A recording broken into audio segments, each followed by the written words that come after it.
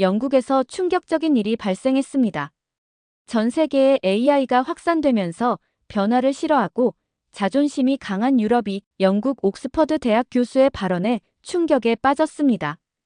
AI가 나오면서 사람들의 일자리가 줄어드는 가운데 한국을 방문한 대학 교수가 한국의 상황을 보고 경악을 금치 못했다고 하는데요. 도대체 그 교수는 한국에서 어떤 것을 보고 무슨 발언을 했길래 유럽 전체가 떠들썩한 것일까요? 영국에서 날아온 놀라운 이야기 지금 시작합니다. 그 전에 구독과 좋아요 눌러주시면 영상을 제작하는 데 있어 큰 힘이 됩니다. 안녕하세요. 저는 영국 옥스퍼드 대학교 경제학과 교수 소피아 하몬드입니다. 현재 저는 AI와 노동시장의 변화에 관한 내용을 연구하고 있습니다. 제 연구실에서는 지난 2년간 AI와 일자리의 미래라는 국제 연구 프로젝트를 진행하고 있었습니다. 매일 아침 저는 세계 각국의 AI 도입률과 실업률 데이터를 분석했죠. 그런데 어느 날 이상한 점을 발견했습니다. 대부분의 국가들은 AI 도입률이 높아질수록 실업률도 함께 증가하는 패턴을 보였는데 한 나라만 완전히 다른 그래프를 그리고 있었습니다.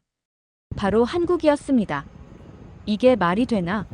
AI 도입 속도는 세계 최고 수준인데 실업률은 오히려 감소한다고? 뭔가 통계적 오류가 있는 게 분명해. 저는 즉시 조교 앤드류를 불렀습니다.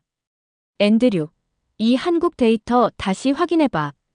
어딘가 잘못됐어. 이렇게 작은 나라가 이런 성과를 낼 리가 없어. 앤드류는 며칠 후 재확인한 데이터를 들고 왔습니다. 결과는 동일했습니다. 한국은 AI 기술 도입 속도가 빠를수록 오히려 새로운 일자리가 늘어나고 있었습니다. 저는 이런 현상을 설명할 수 없었습니다. 이론적으로 불가능해. 분명 한국 정부가 통계를 조작했거나 측정 방식에 문제가 있을 거야. 사실 저는 한국에 대해 잘 알지 못했습니다. 단지 삼성, 현대 같은 기업의 이름과 한류 정도만 들어본 수준이었죠. 솔직히 말하면 저는 서유럽과 북미 중심의 사고방식에 갇혀 있었습니다. 유럽의 복지 모델이나 미국의 혁신 모델이 세계 최고라고 믿어왔기 때문입니다. 매주 열리는 연구팀 미팅에서 저는 한국 데이터를 예외적 사례로 치부하고 넘어가자고 제안했습니다. 하지만 핀란드 출신 공동 연구자 요한은 다른 의견을 내놓았습니다. 소피아, 당신은 너무 유럽 중심적입니다. 한국이 작은 나라라고 무시하는 건 학문적으로 옳지 않아요. 만약 한국의 데이터가 사실이라면 우리는 중요한 무언가를 놓치고 있는 겁니다. 저는 화가 났습니다. 제 이론과 가설이 무너질 수도 있다는 생각에 불안했습니다. 밤새 논문들을 뒤적이며 한국 모델의 허점을 찾으려 했지만 오히려 더 많은 의문만 생겼습니다. 다음 날 아침 전화가 울렸습니다. 국제연구재단에서 온 연락이었습니다. 하몬드 교수님, 귀하의 연구 결과에 큰 관심을 갖고 있습니다. 특히 한국 사례가 매우 이례적인데 이에 대한 현장 조사가 필요하다고 생각합니다. 한국 방문 조사를 공식적으로 요청드립니다. 전화를 끊고 저는 한참을 망설였습니다. 제가 현장 연구를 나간 적은 거의 없었습니다. 늘 데이터와 논문 속에서만 세상을 바라봤으니까요. 하지만 이런 이례적인 데이터 앞에서는 직접 확인할 필요가 있었습니다. 그래, 가보자. 현실은 어떤지 직접 눈으로 확인해야겠어. 연구재단의 공식 요청을 받아들인 저는 2주 후 한국행 비행기에 오르게 되었습니다. 13시간의 긴 비행 동안 저는 한국에 대한 자료를 읽으며 여전히 의구심을 품고 있었습니다. 저도 모르게 유럽의 잣대로 아시아를 평가하고 있다는 요한의 말이 계속 귓가에 맴돌았습니다. 과연 한국은 어떤 비결이 있는 걸까? 아니면 그저 통계적 착시 현상일 뿐일까? 인천공항에 도착했을 때 첫인상은 놀라움이었습니다. 모든 것이 효율적이고 미래지향적으로 보였습니다. 출입국 절차도 자동화 시스템으로 신속하게 처리되었죠. 공항에서 서울로 향하는 열차를 타면서 창밖을 내다보니 빽빽한 고층 건물들과 푸른 산들이 어우러진 풍경이 펼쳐졌습니다. 호텔에 짐을 풀고 첫날은 간단히 주변을 돌아보기로 했습니다. 거리마다 키오스크와 로봇이 일하는 카페, 무인 상점들이 즐비했습니다. 분명 AI와 자동화 기술이 일상 깊숙이 자리 잡고 있었습니다. 여기는 분명 기술 도입이 빠른 나라야. 하지만 그렇다면 일자리는 어디서 생기는 걸까? 다음 날 아침, 저는 서울 강남에서 열리는 AI 시대 새로운 일자리 박람회를 방문했습니다. 입구에서 저를 맞이한 건 놀랍게도 로봇이 아닌 밝게 웃는 젊은 직원이었습니다. 하몬드 교수님, 환영합니다. 저희 박람회에 국제적인 학자가 방문하셔서 영광입니다. 안내를 받으며 전시장을 둘러보니 예상과 달리 사람들로 북적였습니다. 다양한 연령대의 사람들이 새로운 직업 훈련 프로그램에 등록하고 있었고, 기업들은 AI 시대에 필요한 새로운 직무를 소개하고 있었습니다. 정부와 기업협력센터의 김민재 매니저가 저를 반갑게 맞이했습니다. 교수님, 저희 센터는 AI가 대체하는 일자리마다 새로운 직업 교육을 무료로 제공하고 있습니다. 정부와 기업이 함께 비용을 부담하며 재교육 후 취업 연계까지 책임지고 있죠.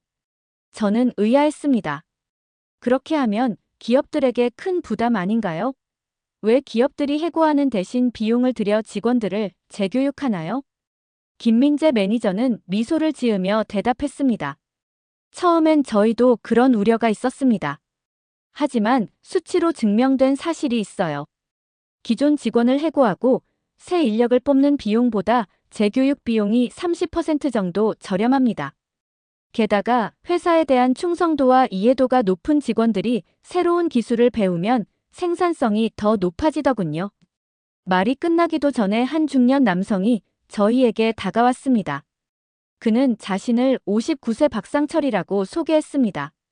저는 25년간 자동차 공장에서 조립 업무를 했습니다. 작년에 로봇이 제 자리를 대체했죠. 처음엔 정말 절망했어요. 제 나이에 다시 취업하기란 불가능하다고 생각했으니까요. 그의 이야기는 제가 논문에서 수없이 읽어왔던 전형적인 AI 시대 실직 사례였습니다. 하지만 그 다음 말이 저를 놀라게 했습니다. 하지만 회사에서 3개월간 AI 품질 관리사 교육을 무료로 제공했어요. 이제 제 일은 로봇이 조립한 제품의 품질을 검수하고 AI 시스템이 제대로 작동하는지 감독하는 거죠. 월급은 오히려 30% 올랐습니다. 손으로 하던 일을 머리로 하게 됐으니까요. 저는 그의 얼굴을 유심히 바라봤습니다. 거기엔 절망이 아닌 자부심과 희망이 있었습니다. 이것이 제가 데이터로만 접하던 한국의 예외적 사례의 실체였습니다. 그날 저녁 호텔방에서 저는 노트북을 펼쳐 그날의 경험을 정리했습니다. 머릿속은 혼란스러웠습니다. 제가 그동안 믿어왔던 이론과 현실 사이에 큰 괴리가 있었기 때문입니다. 이건 데이터로는 결코 보이지 않았던 현실이다. 사람들의 이야기, 그들의 표정, 실제 현장의 분위기. 이 모든 것을 수치로 환산할 수는 없구나. 다음 날 아침, 저는 서울 디지털 혁신센터를 방문했습니다. 이곳은 AI로 인해 직업을 잃은 사람들에게 무료로 새로운 기술 교육을 제공하는 곳이었습니다. 건물로 들어서자 20대부터 60대까지 다양한 연령층의 사람들이 각자 컴퓨터 앞에 앉아 진지하게 공부하고 있었습니다. 안내를 맡은 직원 이지현 씨의 설명이 이어졌습니다.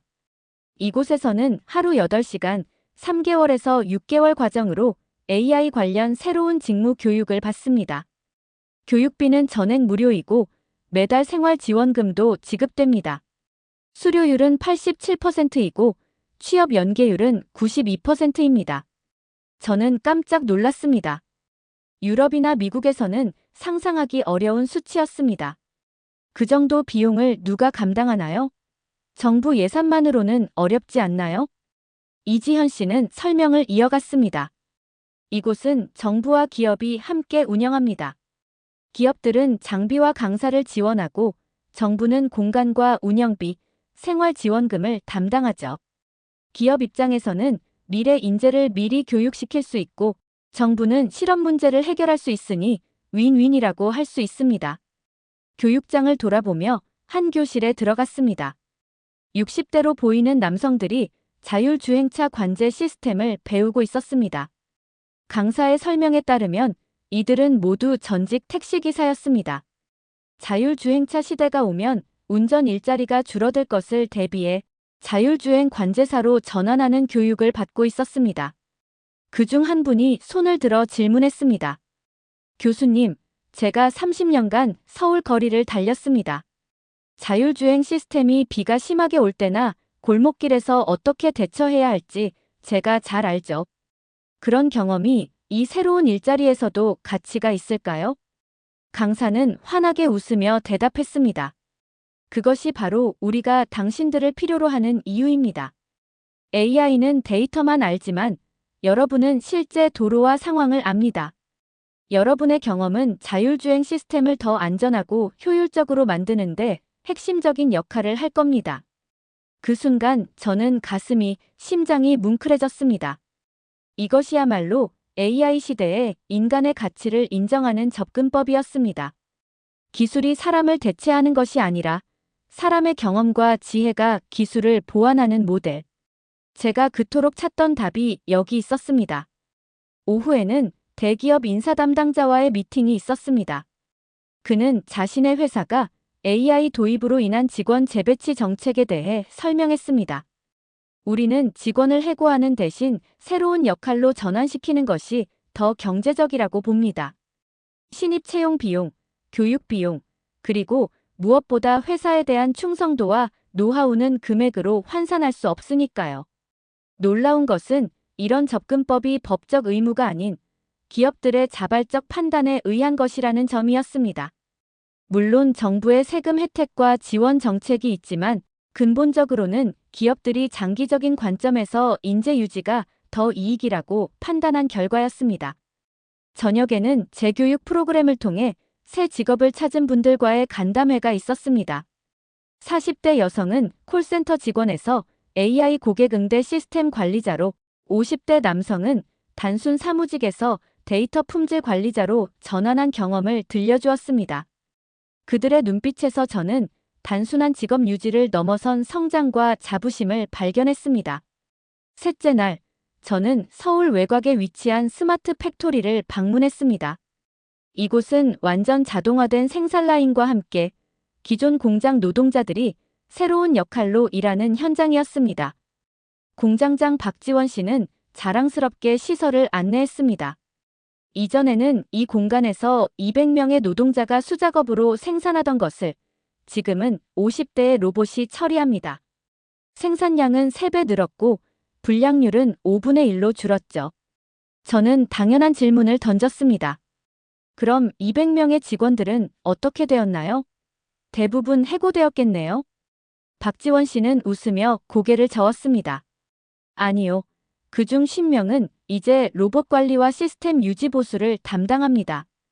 100명은 품질 관리와 고객 맞춤형 서비스 부서로 이동했고 나머지 10명은 은퇴 연령에 가까웠기에 조기 퇴직 프로그램을 통해 기술 교육 후 창업이나 재취업을 지원받았습니다. 직원들이 새로운 역할에 적응하는데 어려움은 없었나요? 물론 처음엔 쉽지 않았습니다. 특히 나이 드신 분들은 디지털 기기에 익숙하지 않으셨죠. 하지만 6개월간의 전환 교육을 통해 대부분 적응하셨습니다. 놀라운 것은 그분들의 현장 경험이 오히려 AI 시스템 개선에 큰 도움이 된다는 점이었습니다. 30년간 기계를 다뤄온 분들은 시스템이 이상하게 작동할 때 직관적으로 문제를 파악하시더군요. 점심시간에 저는 직원들과 함께 식사를 하며 이야기를 나눴습니다. 55세의 김영호 씨는 20년간 조립 라인에서 일하다가 이제는 품질 관리 책임자가 되었습니다. 처음에는 두려웠어요. 영어로 된 소프트웨어 메뉴도 못 읽었으니까요. 하지만 회사에서 기초부터 차근차근 가르쳐줬습니다. 이제는 제가 젊은 직원들에게 조언도 해줄 정도니 세상 참 변했죠? 그의 웃음 띤 얼굴에서 저는 AI 시대를 살아가는 인간의 적응력과 회복력을 보았습니다. 기술은 빠르게 변하지만 인간의 경험과 지혜는 그 어떤 AI도 대체할 수 없는 가치를 지니고 있었습니다. 오후에는 디지털 전환 정책을 담당하는 정부 관계자와의 미팅이 있었습니다. 그는 한국의 접근법에 대해 설명했습니다. 우리는 일찍이 AI가 가져올 변화를 예측하고 산업계와 학계, 정부가 함께 대응 방안을 마련했습니다. 핵심은 기술 발전과 인간 가치를 동시에 추구하는 것입니다. AI가 단순 반복 작업을 대체하면 인간은 더 창의적이고 판단이 필요한 일에 집중할 수 있습니다. 그의 설명에 따르면 한국의 정책은 크게 세 가지 축으로 구성됩니다.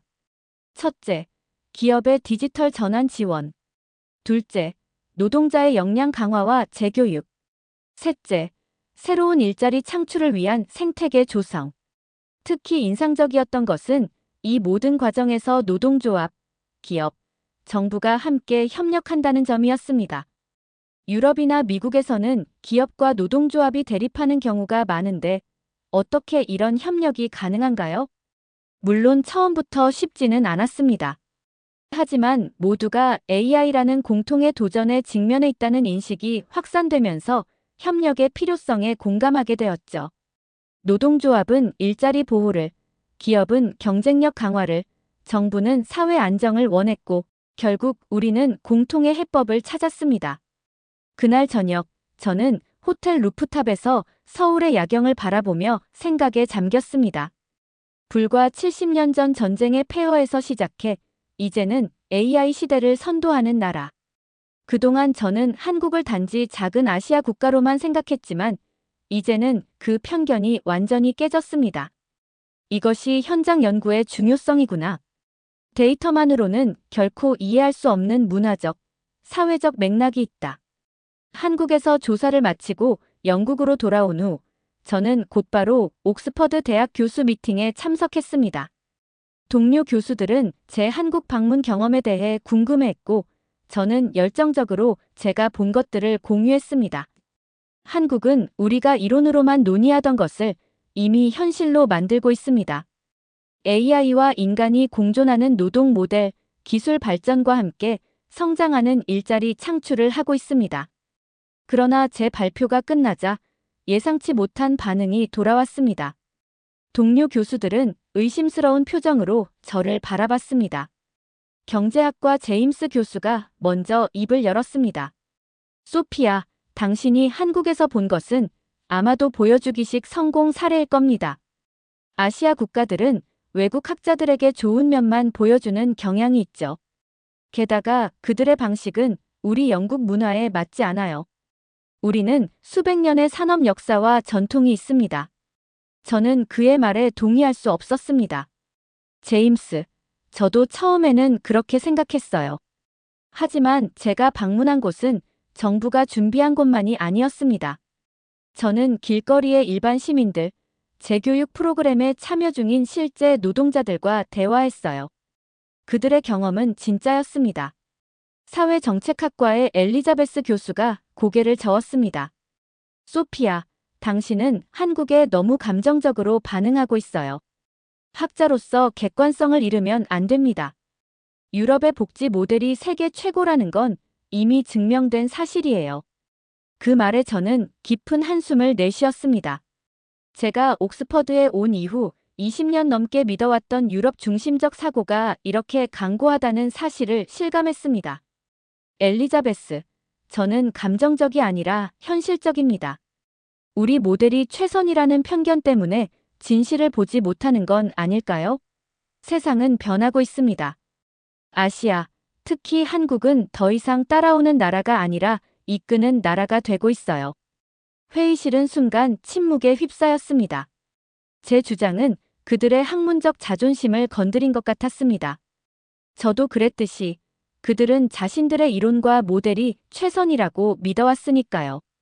그날 저녁 대학 도서관에서 혼자 자료를 검토하고 있을 때 젊은 박사과정 학생 하나가 다가왔습니다. 그는 조용히 말했습니다. 교수님, 저는 교수님의 말씀이 옳다고 생각합니다. 저도 한국에서 1년간 교환학생으로 있었는데 그들의 혁신 속도와 실행력은 정말 놀라웠어요. 영국은 너무 과거의 영광에 안주하고 있는 것 같아요.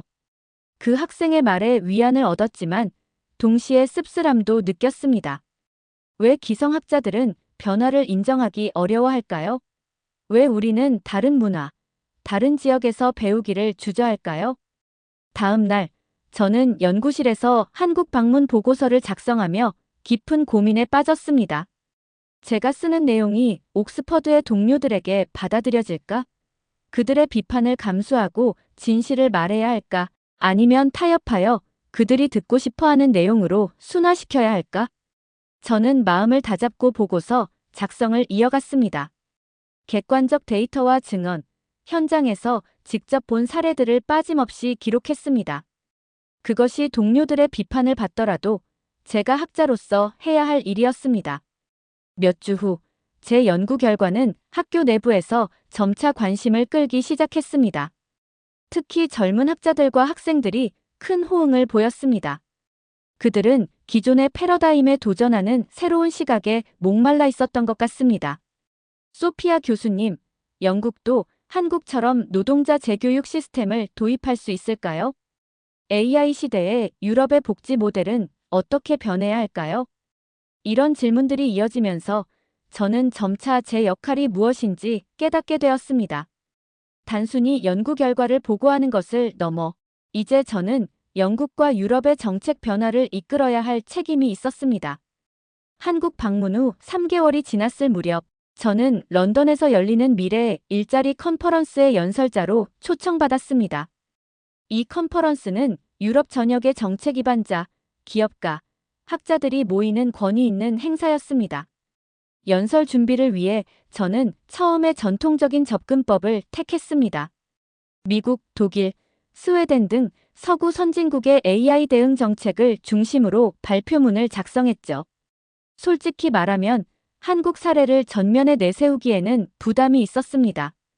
유럽 중심의 청중들이 아시아 국가의 사례를 어떻게 받아들일지 확신이 없었기 때문입니다. 연설 전날 밤, 저는 호텔 객실에서 발표 자료를 다시 검토하고 있었습니다. 슬라이드를 넘기며 제가 준비한 내용을 읽어보았지만 무언가 진실되지 않다는 느낌이 들었습니다. 제가 정말로 믿는 내용이 아니었습니다. 조교 앤드류가 문을 두드렸습니다. 교수님, 내일 발표 자료 최종본을 확인하러 왔습니다. 저는 한숨을 쉬며 노트북 화면을 보여주었습니다. 앤드류, 솔직히 이 내용에 만족하지 못하겠어. 이건 내가 한국에서 보고 느낀 것과는 완전히 다른 이야기야. 앤드류는 조심스럽게 말했습니다. 하지만 교수님, 이 내용이 청중들에게 더 익숙하고 받아들이기 쉬울 겁니다. 한국 중심으로 발표하시면 솔직히 많은 비판을 받으실 수도 있어요. 그의 말은 맞았습니다. 보수적인 학계에서 갑자기 아시아 국가를 모범 사례로 내세우는 것은 분명 위험한 선택이었습니다. 그러나 제 마음 한구석에서는 계속해서 질문이 일었습니다. 연구자로서 내 역할은 무엇인가? 사람들이 듣고 싶어 하는 말을 하는 것인가? 아니면 진실을 말하는 것인가? 저는 결심했습니다. 밤을 새워서라도 발표 내용을 완전히 바꾸기로 말입니다. 한국에서 본 사례, 데이터, 인터뷰 내용을 중심으로 새로운 발표를 준비하기로 했습니다. 앤드류, 고마워. 하지만 나는 내가 진정으로 믿는 것을 말해야겠어. 이건 단순한 학술 발표가 아니라 우리 사회의 미래를 위한 중요한 메시지야. 앤드류는 걱정스러운 표정이었지만 결국 미소를 지었습니다. 교수님의 용기가 놀랍습니다. 제가 도울 일이 있다면 말씀하세요. 밤새 저는 슬라이드를 하나하나 수정했습니다. 한국의 AI 일자리 전환 사례, 재교육 시스템, 기업과 정부의 협력 모델을 상세히 담았습니다. 특히 제가 만났던 사람들의 이야기, 그들의 표정과 감정을 생생하게 전달하고자 했습니다. 새벽 5시, 마침내 새로운 발표 자료가 완성되었습니다. 피곤했지만 오히려 마음은 가벼웠습니다. 이것이 학자로서, 인간으로서 제가 해야 할 일이라는 확신이 들었기 때문입니다. 아침 식사를 하러 내려가는 길에 앤드류를 만났습니다. 그는 제 새 발표 자료를 검토한 후 감탄했습니다. 정말 훌륭합니다, 교수님. 하지만 솔직히 말씀드리면 이건 교수님의 평판에 위험할 수 있어요. 저는 미소를 지으며 대답했습니다. 내 평판보다 중요한 것은 진실이야. 우리가 지금 AI 시대에 어떤 접근법을 택하느냐는 수백만 노동자의 삶과 직결된 문제야. 그들을 위해 내가 본 진실을 말해야 해. 컨퍼런스장으로 향하는 택시 안에서 저는 창밖의 런던 풍경을 바라보며 깊은 숨을 들이마셨습니다. 오늘 제 선택이 어떤 결과를 가져올지 알 수 없었지만 저는 제 양심에 따라 행동하고 있다는 사실에 위안을 얻었습니다. 이제 돌이킬 수 없어. 하지만 이게 옳은 일이야. 런던 웨스트민스터 컨퍼런스 센터의 메인홀은 약 500명의 청중으로 가득 찼습니다. 유럽 전역에서 온 정책 기반자, 기업 경영진, 학자들이 자리를 채웠습니다.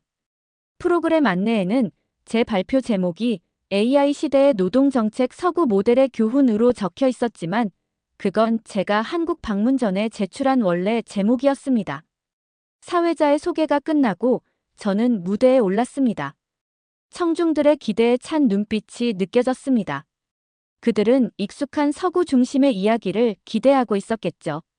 하지만 제가 첫 슬라이드를 보여주자 객석에서 작은 동요가 일었습니다. AI 시대 일자리의 미래, 한국에서 배우는 교훈. 저는 깊은 숨을 들이마시고 발표를 시작했습니다. 여러분, 오늘 저는 여러분의 기대와는 다른 이야기를 하려 합니다. 지난 20년간 저는 유럽의 노동 정책이 세계 최고라고 믿어왔습니다. 하지만 최근 한국을 방문한 후 저는 우리가 중요한 무언가를 놓치고 있다는 사실을 깨달았습니다. 청중들의 표정이 의아함에서 호기심으로 바뀌기 시작했습니다. 저는 한국에서의 경험, 만났던 사람들의 이야기, 그리고 AI가 일자리를 대체하는 것이 아니라 변화시키는 방식에 대해 설명했습니다. 한국에서는 AI 기술 도입이 실업의 원인이 아니라 새로운 일자리 창출의 기회로 변모하고 있습니다. 그들의 핵심 철학은 간단합니다. 기계는 작업을 대체할 수 있지만 인간의 경험과 판단력은 대체할 수 없다. 이 철학을 바탕으로 그들은 노동자의 역량을 높이고 새로운 직무로 전환하는 체계적인 시스템을 구축했습니다. 이어서 저는 구체적인 사례와 데이터를 제시했습니다. 공장 자동화 후 품질 관리자로 전환된 노동자들, 택시기사에서 자율주행 관제사로 변신한 중년층, 기업과 정부가 협력하여 운영하는 재교육 센터. 제가 직접 본 현실을 최대한 생생하게 전달하고자 했습니다. 처음에 청중들은 조용했습니다. 아마도 그들은 아시아 국가의 사례를 진지하게 고려해 본 적이 없었을 겁니다. 하지만 발표가 진행될수록 저는 그들의 표정이 변하는 것을 느꼈습니다. 특히 제가 한국의 재교육 시스템과 고용 유지율에 관한 데이터를 제시했을 때 객석에서 작은 탄성이 들렸습니다. 한국의 AI 관련 일자리 전환 프로그램 참가자 중 92%가 성공적으로 새 직업을 찾았습니다. 이는 유럽 평균인 54%보다 훨씬 높은 수치입니다. 더 놀라운 것은 이들 중 76%가 이전보다 더 높은 임금을 받게 되었다는 점입니다. 발표 후반부에 이르러 저는 제 연구의 핵심 결론을 공유했습니다. AI 시대 일자리 문제의 해법은 한국에 있습니다. 그들은 기술과 인간의 공존을 현실로 만들었습니다. 이제 우리 유럽인들이 겸손하게 배울 차례입니다. AI는 우리의 적이 아니라 동반자가 될 수 있습니다. 중요한 것은 기술이 아니라 그 기술을 어떻게 인간을 위해 활용하느냐는 것입니다.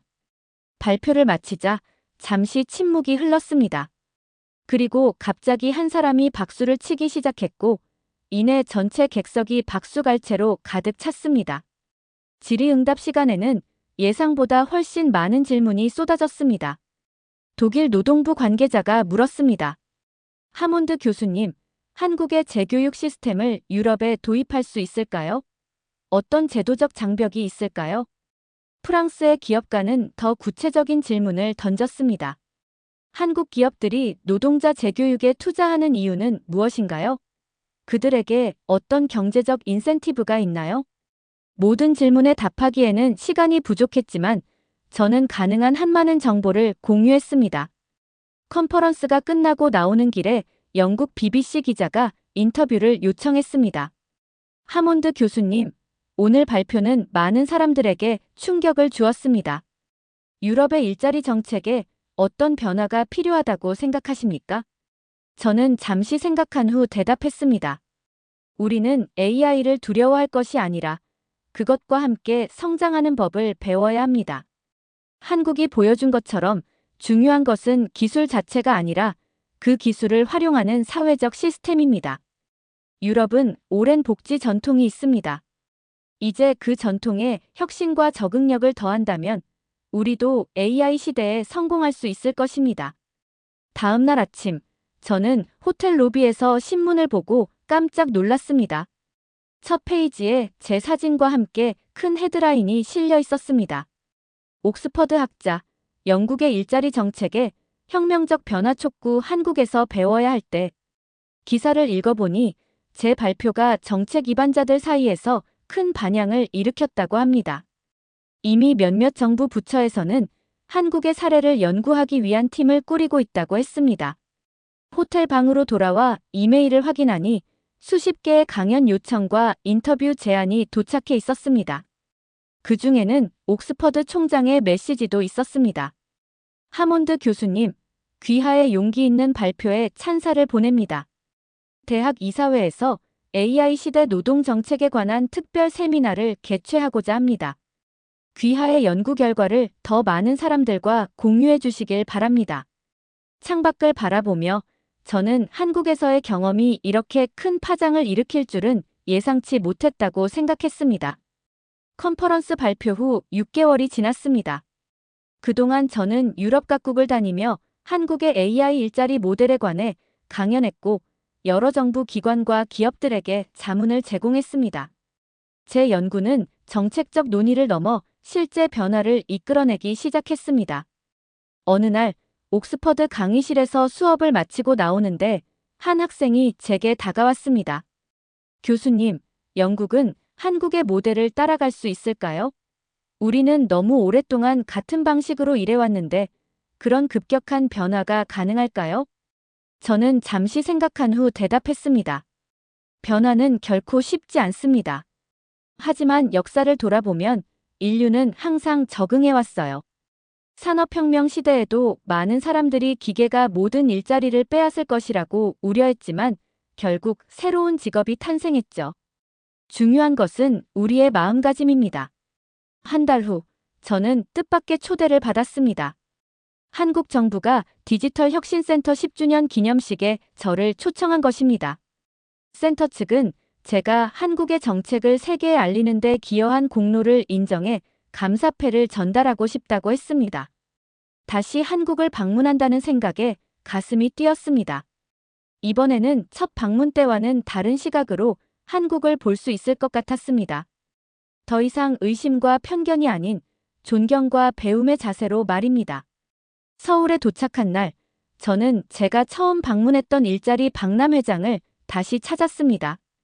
이곳은 여전히 활기찼고 오히려 더 많은 사람들로 붐비고 있었습니다.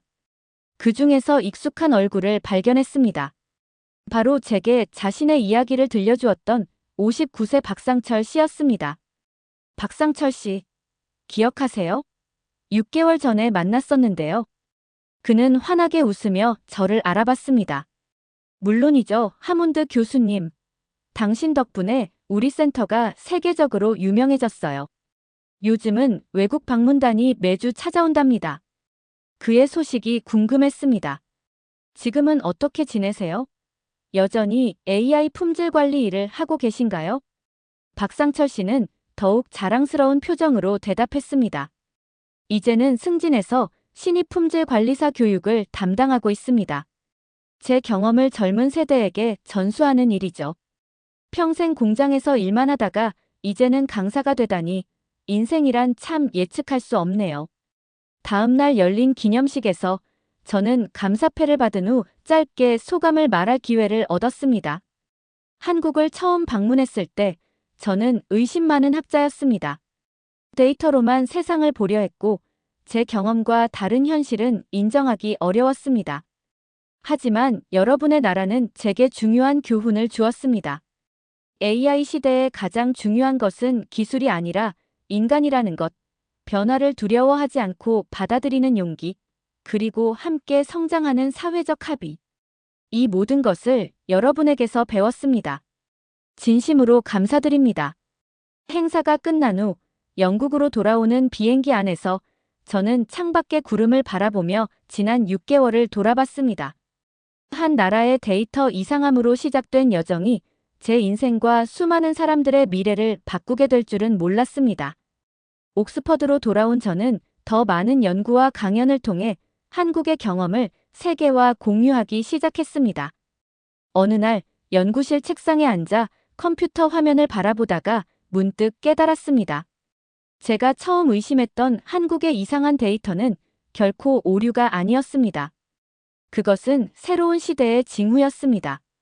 기술과 인간이 대립하는 것이 아니라 함께 성장하는 시대. AI가 일자리를 빼앗는 것이 아니라 더 나은 일자리로 변화시키는 시대의 신호였습니다. 지금도 많은 나라들이 AI 시대를 두려워합니다. 기술 발전이 불평등을 심화시키고 일자리를 파괴할 것이라고 우려합니다. 하지만 저는 한국에서 보았습니다.